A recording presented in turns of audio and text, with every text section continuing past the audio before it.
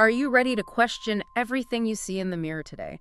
Because usually when we talk about horror or, psychological thrillers, there's this certain expectation of tangibility. Right, like a physical threat you can actually see or touch. Exactly. We are culturally conditioned to look for an overt physical threat, like a guy with a weapon, a monster hiding in the woods, or a locked door that suddenly bursts open. Yeah, the classic movie tropes. Yeah, we construct these mental and, I guess, physical fortresses to protect ourselves from things we can touch and see. But today, well, we are going to explore something that completely bypasses that primal defense mechanism. It really does. It goes right past all of our usual defenses. It totally does. We are doing a deep dive into a 10-day log, this deeply unsettling source document known as The Mimic in the Mirror. And I just have to say up front, this isn't a story about a home invasion. No, not at all. It's a meticulous, day-by-day dissection of a young man named Arjun experiencing a quiet, terrifying erasure. He is slowly, methodically replaced by an unknown entity, all while just, sitting inside his own house. And I think the most chilling aspect of this source material isn't just the sequence of events that happens to Arjun. It's the mechanics of it. The narrative constructs this almost unbearable psychological tension by dismantling the concept of safety piece by piece. Yeah, it really takes safety and just turns it inside out. Exactly. We are going to look really closely at the anatomy of creeping dread today. I mean, this is an exploration of an imposter not just stealing your identity on paper. Like credit card fraud or something. Right, like standard identity theft. Yeah. It's meticulously stealing your actual physical reality. It's taking your memories, your bodily autonomy, your voice, and ultimately your life, while you're consciously trapped inside your own skin. Which is just next level creepy. So for you listening, if you are someone who loves to look under the hood of a story, to really understand the why and the how behind the things that make our skin crawl, you are going to appreciate the architecture of this text. Oh, absolutely. The structure is brilliant. It weaponizes the most everyday, mundane observations.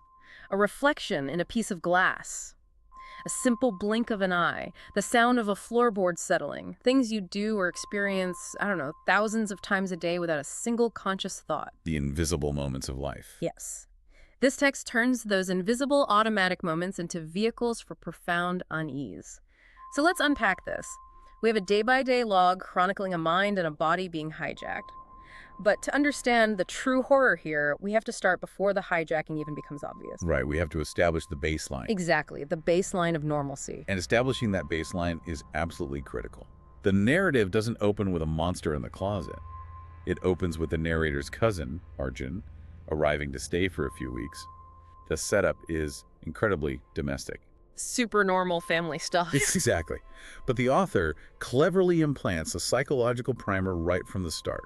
Arjun's parents mention to the narrator that Arjun has been quiet lately. He's having trouble sleeping, and he's been caught talking to himself. Right, and as our reader, or in the narrator's case, as a family member observing this, you immediately file those symptoms under mental health struggles or just general stress. Because that's what we do in reality. Exactly. We live in a modern world where if someone is quiet and talking to themselves, you don't immediately jump to, supernatural entity. You think, oh, he's going through a tough breakup or he's stressed out about work. It's a highly logical assumption. Yeah, so when Ajahn arrives and he physically looks normal, he smiles, he jokes, he unpacks his bags like he always does. You just let your guard down, you rationalize it. You think the parents were just overreacting to normal young adult stuff. It's a cognitive bias, really. We have a desperate psychological need for normalcy. The narrator wants Arjun to be fine, so they see Arjun as fine. The entity, whatever this mimic is likely already inside him at this point. Oh, you think it's already there on day 0? Or at least attached to him in some way, yeah. Yeah. But it's keeping up appearances. It's operating within the acceptable parameters of quote-unquote Arjun. Mm-hmm. But the facade cracks almost immediately. On day 1, at 2 a.m., the narrator hears whispering coming through Arjun's closed bedroom door. Such a classic horror setup, but it goes so wrong so fast. Right. The initial assumption is perfectly mundane. He's just on the phone. But as the narrator gets closer to the door, they realize there are 2 voices.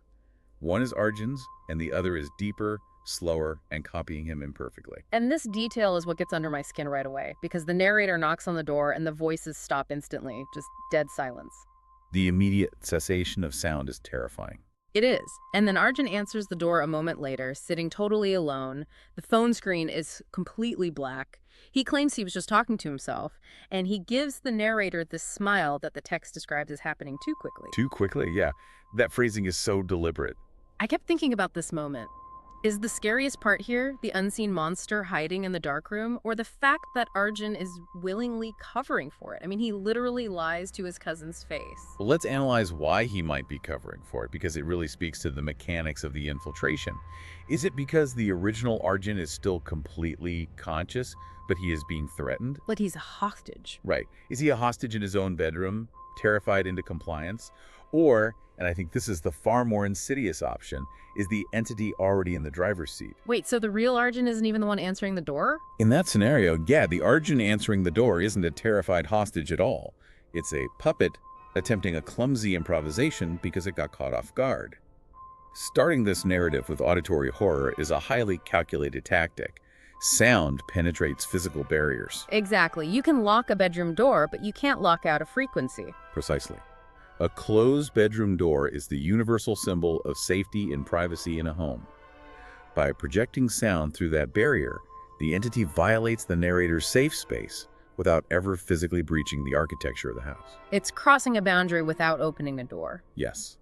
And we are biologically wired to fear sounds we can't see the source of, especially in the dark. It triggers our ancient predator evasion instincts. You know, I was trying to find a modern equivalent to how that imperfect, delayed whispering must have sounded. It really reminds me of a bad AI deepfake that hasn't quite rendered the vocal model correctly yet. Oh, that's an interesting comparison.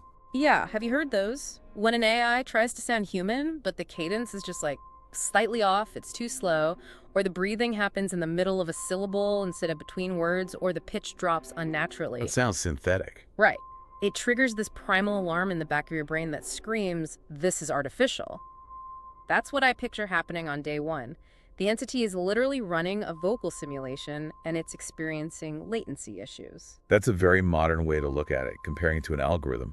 But I'd argue the underlying dread here is older than technology. It's closer to evolutionary biology. Think of a brood parasite. Like the cuckoo bird. Exactly, like the cuckoo bird. The cuckoo lays its egg in the nest of another species. When the cuckoo chick hatches, it has to mimic the exact begging calls of the host bird's actual chicks. Oh, wow. So the mother bird gets tricked. Yes, so the mother will feed it instead of throwing it out of the nest. It's acoustic mimicry for pure survival.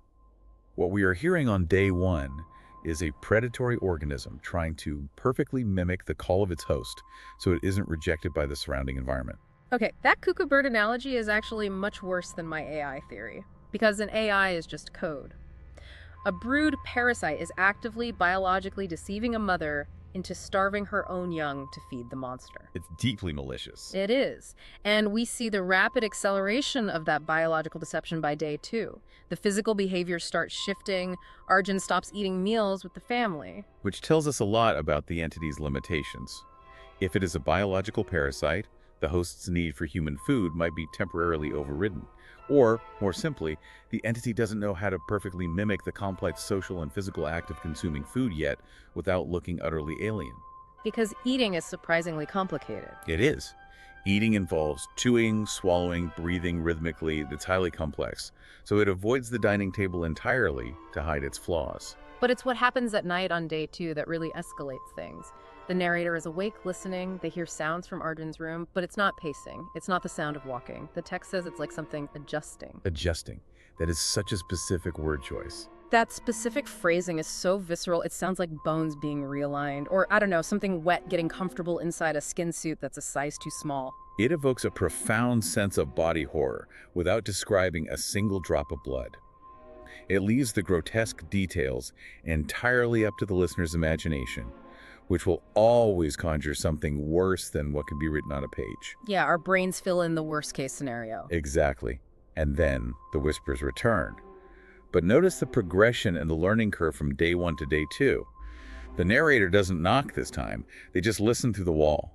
The two voices are closer together now. They're overlapping. They're catching up. Yes, they're repeating the same words, almost perfectly in sync. The latency is dropping. If we go back to your cuckoo bird analogy, the chick has almost perfectly nailed the song of the host. It is calibrating. Day one was delayed repetition. Day two is concurrent echoing. It is actively closing the gap between the mimic and the original. Now, sound is one thing. They're lying in bed at 2 a.m. The house is dark, the floorboards are settling, the pipes are groaning, sound is easily dismissed. We all do it. We rationalize everything at night. We totally do. You hear a bump in the night, and you immediately tell yourself it was the wind, or a stray cat, or just your own paranoia. You rationalize it so you can go back to sleep. But what happens when that wrongness moves from what you hear in the dark to what you physically see in broad daylight? That is a critical threshold. Visual confirmation in the daylight removes the psychological safety net of plausible deniability. You can't blame the wind for what you see with your own eyes in a well-lit room. And the text does not hold back on day 3. This is the kitchen incident. They are standing there, having what seems like a completely normal conversation. But the narrator happens to glance at the reflective surface of the microwave, or maybe a mirror on the wall behind Arjun. Right, just a casual glance. Yeah. And Arjun's reflection, it lags. It's described as just a fraction of a second, but the reflection is literally catching up to his physical movements. Let's dissect the physics and psychology of that moment, because it's brilliant. Light travels at approximately 186,000 miles per second. So a reflection is basically instantaneous. Exactly. It bounces off a mirror instantly. For a reflection to lag, the fundamental laws of physics and reality have to be fracturing around this entity. Yes, it breaks reality. And the horror completely relies on how subtle it is. If the reflection was doing a completely different dance, or if it had glowing red eyes, it would be overt. It would be a bit silly, It honestly. might even be a little campy, yeah. Yeah. But a fraction of a second lag, that is engineered to destroy your trust in your own perception. You blink, you rub your eyes, you look again, and it's completely normal. You have to ask yourself, did I just see a glitch in the universe, or do I have a brain tumor? It introduces a visual manifestation of the uncanny valley into the physical environment. Masahiro Mori coined the term uncanny valley in the 1970s to describe the extreme revulsion humans feel when something is almost perfectly human, but lacks the animating spark of genuine life. So when something is just slightly off. Right. When a robot looks 50% human, we think it's cute. When it looks 99% human, we find it repulsive. Evolutionary biologists theorize this reaction exists for 2 reasons. What are they? Corpse avoidance, to protect us from pathogens, and disease avoidance, to keep us away from the sick. Our brains are incredibly fine-tuned human recognition machines. That microscopic lag in the mirror, it's close enough to trigger the human recognition software, but flawed enough to trigger the disease avoidance hardware. That makes so much sense. Our brain is screaming, stay away, that thing is sick or dead, but our conscious mind is saying, what do you mean? It's just my cousin Arjun. It creates massive cognitive dissonance. It really does. And this glitching doesn't just stay in the environment, it moves directly into Arjun's actual biology. On day 6, we get the breakfast scene. They are eating, which is supposed to be this bright, safe, communal morning ritual. The safest time of day.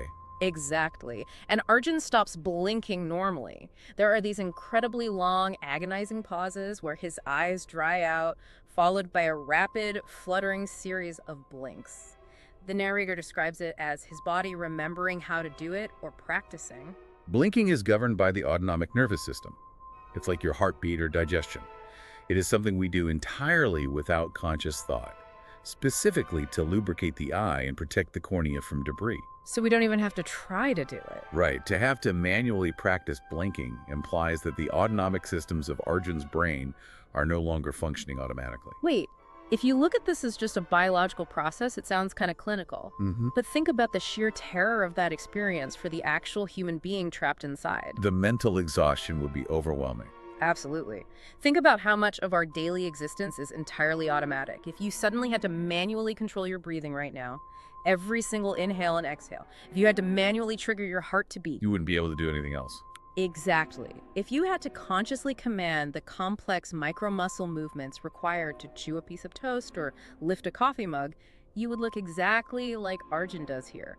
Clunky, disjointed, erratic. It's true. It highlights the terrifying clumsiness of a parasite trying to operate complex human machinery. It's like someone who has never driven a car suddenly being dropped into the driver's seat of a Formula One racer. Yeah, they have no idea what they're doing. They don't know where the clutch is, they don't know how the steering responds, but it also emphasizes the profound vulnerability of the original host. If the entity is manually controlling the blinking, it means Arjun is no longer in control of his own eyelids. Which is horrifying. He is fully conscious, trapped behind his own eyes, watching a parasite manually pilot his body. That is just so horrifying. The physical glitches during the day reveal that the entity is really struggling to maintain the illusion under the harsh scrutiny of sunlight and normal human interaction, which creates this incredibly stark contrast to what is happening to Arjun's actual mind. Right, the mind is the real battleground. Yeah, the physical hijacking is just a symptom. The real disease is the absolute erasure of his identity. This is where the psychological dread transitions into a profound existential threat. On day 4, the text introduces a clear dichotomy between day and night. During the daylight hours, Arjun starts forgetting fundamental things. Not just trivia, right? Yeah, not complex algebra, and not distant childhood memories. He forgets immediate spatial and relational anchors. He forgets the narrator's name. He forgets where the bathroom is in a house he's staying in. He forgets the mechanical process of how to operate the front door. This reminds me of the neurological phenomenon of jamais vu. It's the opposite of déjà vu. Oh, that's a perfect comparison. Yeah, déjà vu is feeling like you've seen something new before. Jamais vu is looking at something incredibly familiar, like a word you spelled 1,000 times, or your own living room, and suddenly feeling like it is completely alien and meaningless. It's a terrifying feeling. It is. It's like his hard drive is being formatted sector by sector. The files associated with daily life navigation are just being deleted to make room. The formatting of the host's memory is a perfect analogy. The software of Arjun's humanity is being overwritten, but the text explicitly notes a shift when the sun goes down. It says, like something inside him was more awake after dark. So it gets stronger at night. Yes. This diurnal versus nocturnal power dynamic is fascinating. The daylight acts as a suppressant. The sheer cognitive load of pretending to be human, the spontaneous interactions, the facial expressions, the spatial navigation, it heavily taxes the entity. It takes all its energy just to fake it? Precisely. But the night is its natural domain. Without the pressure of observation, the dark is where it thrives, processes the day's data, and expands its control. And that expansion becomes violently clear on day 5. This is, without a doubt, the most terrifying single entry in the entire log. It's 3 a.m., the narrator is awake, they hear their own name called out from Arjun's dark room down the hall. The use of the narrator's name is a huge escalation. It is, and the text makes it painfully clear it is not a whisper anymore. It is perfectly clear, and it says 2 words, "Come here." But the absolute kicker is, it sounds exactly like the narrator. It doesn't sound like Arjun practicing, it sounds like me. The psychological threshold crossed in this moment cannot be overstated. Up until this point, the entity has been focused entirely internally on conquering Arjun's biology and memories. Day 5 is the horrifying revelation that the entity's scope is widening. It's moving on to the next target. It isn't just learning Arjun. It has been simultaneously cataloging the narrator. It has been passively recording the narrator's vocal frequencies, their intonations, their specific cadence, all while pretending to struggle with Arjun's blinks. Just put yourself in the listener's shoes right now. Imagine standing in your own quiet hallway in the middle of the night and having your own voice call out to you from a dark, open bedroom door. It is a predatory lure. It's acoustic mimicry used for hunting, not just camouflage. In the wild, certain predators do this. The margay, a small wildcat in the Amazon, has been observed mimicking the distress calls of infant pied tamarins to lure adult monkeys into the lower branches where it can ambush them. Oh, wow. Nature is terrifying. It really is. The entity is weaponizing familiarity and confusion to draw the victor out of safety and into the dark. The narrator writes, "I didn't go," which is the only rational survival instinct move to make here. But the psychological damage is already done. The boundary of the narrator's own identity has been breached. The entity has proved it can become them too. And that successful breach signals a massive acceleration in the timeline. The entity is gaining momentum. By day 7, the text notes the whispers behind the door have changed entirely. There are no longer 2 voices struggling for dominance or synchronization. The struggle is over. Yes. There is just one. The source describes it as perfect, controlled, confident. The narrator admits they couldn't even tell if it was Arjun speaking anymore or something else entirely. The internal struggle for the vocal cords is over. The entity has won. Notice how the narrative pacing suddenly accelerates here. We started with this subtle, delayed, almost easily dismissible echo on day 1. By day 7, the practice phase is completely over. The voice is flawless. The training wheels are off. It's a very rapid evolution. Yeah, as a reader, the dread stems from the realization that we are helpless to stop a process that is essentially already complete. We aren't watching a struggle anymore. We are just witnessing the aftermath of a quiet, bloodless murder. A quiet murder is an incredibly accurate way to frame it. The physical body is still breathing, but the consciousness has been extinguished. And the definitive confirmation of that murder comes on day 8. This scene is so deeply uncomfortable. It really is. Arjun looks directly at the narrator, and there is no recognition. The text explicitly points out that it isn't the confusion of someone who has lost their memory. It isn't forgetfulness. It is pure, unfiltered observation. Like looking at a specimen. Yes, exactly. The source material says, like I was something new, something unfamiliar. He tilted his head slightly, studying me. The tilting of the head, it's such an animalistic, non-human motion. When a human is confused, our brow furrows, we squint, we use facial micro-expressions to communicate a request for clarification. Right, we have a whole social language for confusion. Exactly, but the head tilt, that's a bird looking at a worm. It's a dog looking at a strange bug crawling on the floor. It is assessing a foreign object. There is zero human empathy, zero familial connection in that movement. You're touching on a psychological concept similar to Capgras delusion, where a person believes their loved one has been replaced by an identical imposter. Only here, the delusion is reality. The nightmare is actually true. Yes. The absence of human emotion. The total void where social recognition or empathy should be replaced by cold clinical observation signifies the exact moment the original Arjun is completely, irrevocably gone. Yeah. The entity has finalized its takeover of the vessel. And then, what does it do? It smiles. The same quick smile from the first night. Oh man, that callback actually makes me angry, on top of being terrifying. The quick smile on day 1 when he opened the door was a cover-up. It was a panicked, clumsy attempt to pass as human when it got caught practicing its vocal. It was a defensive reflex. Right, but the quick smile on day 8, that is a flex. It is the entity saying, I remember how easily I tricked you on the first night. I'm doing it right now, and I don't even need to try to hide it anymore. It's looking at the narrator not as a cousin and not even as a threat. It's looking at them as its next subject. It is the ultimate display of dominance. The incubation phase within the host is finished. The entity no longer needs to hide behind closed doors, struggling with the glare of daylight or the mechanics of blinking. It's fully baked. It is fully integrated. It is ready to assert its control and cross the boundary from the host's mind into the broader physical world of the house.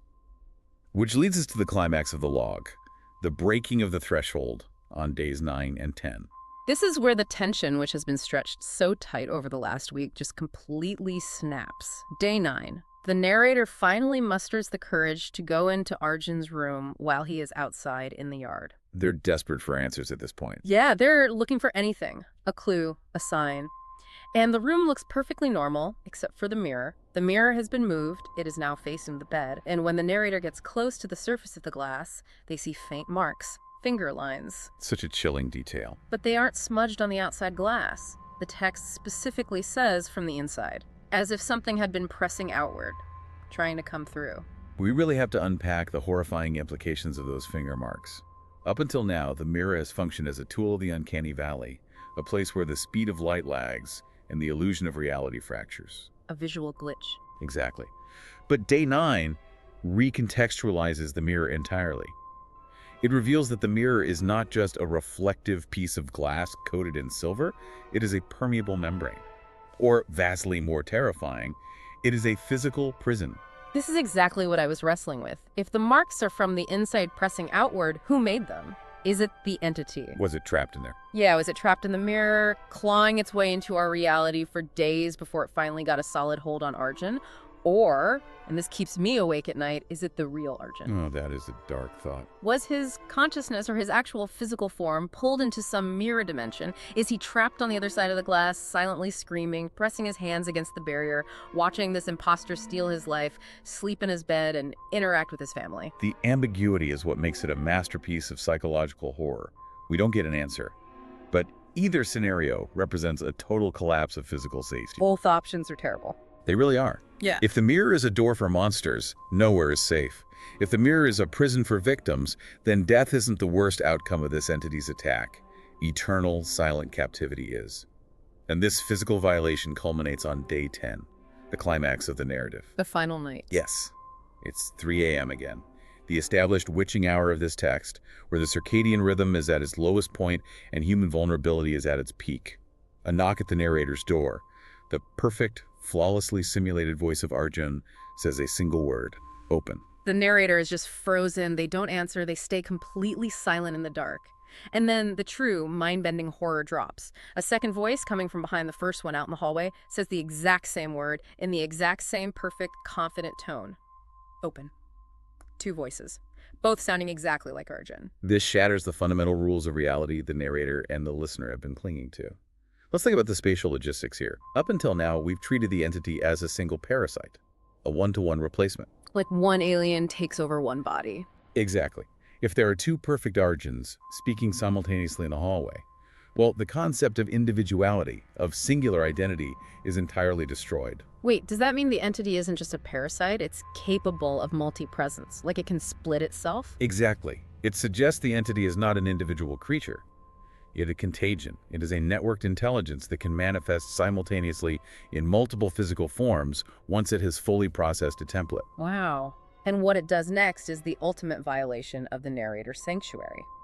The handle of the narrator's bedroom door slowly turns, and then it locks from the outside. Which is the total opposite of what you expect. Right. The entity didn't break the door down. It didn't rage or scream or shatter the wood like a traditional movie monster would. It didn't need to.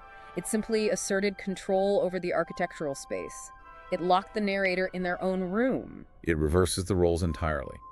The narrator's room is no longer a fortress keeping the monster out. It is a cage keeping the narrator in. And then, following the lock, there is silence. A heavy, pregnant silence. The worst kind of silence. Followed by a whisper, pressed right against the crack of the door. But it isn't Arjun's voice anymore, and it isn't the narrator's voice. The text describes it as something deeper, older, and incredibly calm. The voice says, "It's done learning." It's done learning. I literally felt sick reading that line. Hearing that an ancient, impossible thing is done learning immediately forces you to ask a terrifying question. Okay, if the school phase is over, what does its actual execution phase look like? Right, what comes next? The absolute calmness of that older voice implies a staggering level of predatory intelligence. This is not a newly birthed monster fumbling its way through the dark. This is a cosmic or perhaps supernatural predator that has executed this exact biological and psychological takeover countless times across centuries. It's a professional. Exactly. The 10-day learning phase wasn't a struggle. It was merely an inconvenience, a necessary, tedious setup for its true objective.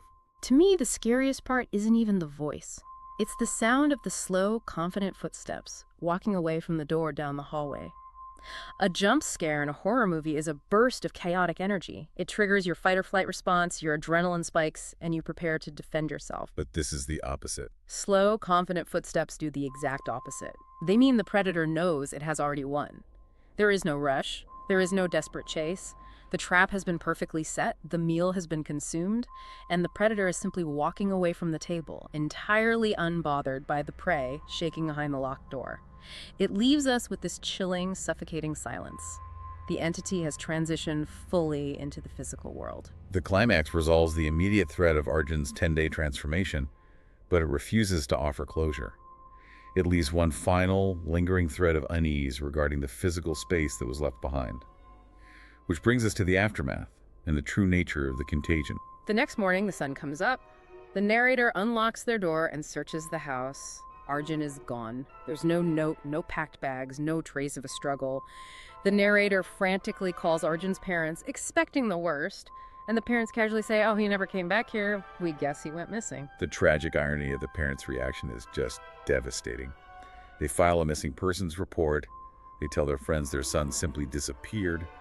They are entirely blissfully unaware that the son they knew, the unique consciousness, memories, and soul that made up Arjun, didn't disappear on a highway somewhere. He didn't just wander off. No, he was systematically, painstakingly deleted over 10 agonizing days right under his cousin's roof. They are mourning a physical disappearance when they should be mourning a total psychological and existential annihilation. It makes you feel sick to your stomach, the absolute helplessness of the outside world, completely oblivious to the invisible war that was just lost. And then the narrator goes into Arjun's empty bedroom. The room is neat. The only thing out of place is the mirror. It has been turned again. It is now facing the open doorway. The cyclical nature of the horror is laid bare in that single detail. The mirror facing the door is not a random occurrence. It is a trap left open. It is an aperture that has been actively positioned by the entity to capture the next reflection that crosses its path. Like a snare. It is a fishing net cast into the stream of our reality, waiting for a fish to swim by. And it works. The narrator, standing in the doorway, looks into the mirror. And for just a fraction of a second, they don't see themselves move. Their reflection lags. The exact same microscopic reality-breaking symptom that Arjun exhibited back on day 3 in the kitchen. So, if we pull all of this together, wait, actually, what does this final image mean for the narrator? It means the contagion has successfully spread. The entity, or perhaps a splintered piece of the multi-present entity, didn't just leave the house in Arjun's stolen body. It made room for the next iteration. It set the stage for the next mimic to begin observing the narrator. Oh, wow, so the cycle just repeats. The latency has begun again. That fraction of a second lag confirms that the narrator is already infected. The recording process has started. The algorithm is calibrating a new vocal model. And that, right there, is why this narrative denies the reader any sense of catharsis. There is no epic final battle. There is no wise old priest with holy water and a banishing ritual.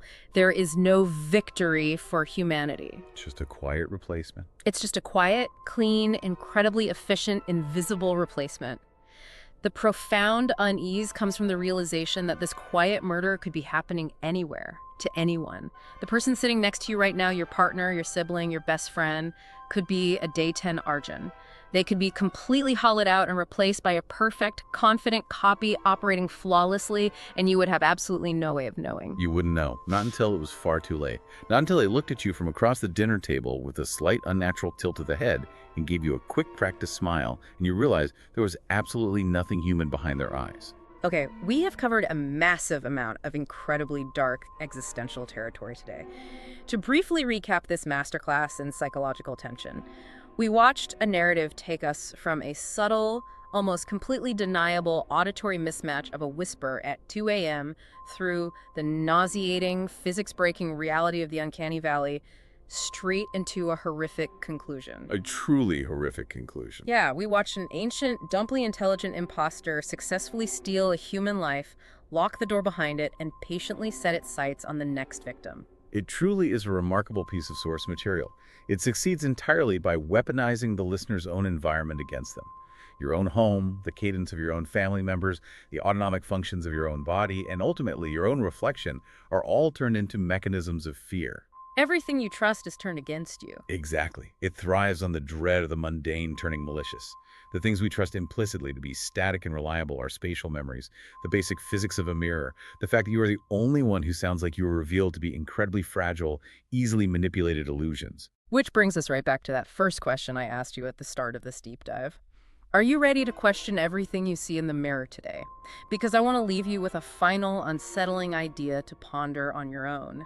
It's a philosophical problem called the Ship of Theseus, but applied to human identity, and it builds perfectly on the terror of this source material. Oh, it's a fascinating connection. I want you to mull this over the next time you are brushing your teeth alone in your bathroom, staring into the glass. If a perfect copy replaces you an entity so flawlessly calibrated that it possesses every single one of your childhood memories, it perfectly matches the exact pitch of your voice, your specific gait when you walk, your confident smile. And absolutely nobody in the entire world notices the difference. Right. If your partner, your parents, your children accept the mimic as you, did you ever really exist at all? Or were you simply the rough draft, the 10 days of training wheels for the perfect thing waiting in the mirror? Think about that tonight when the lights go out. We'll see you on the next deep dive.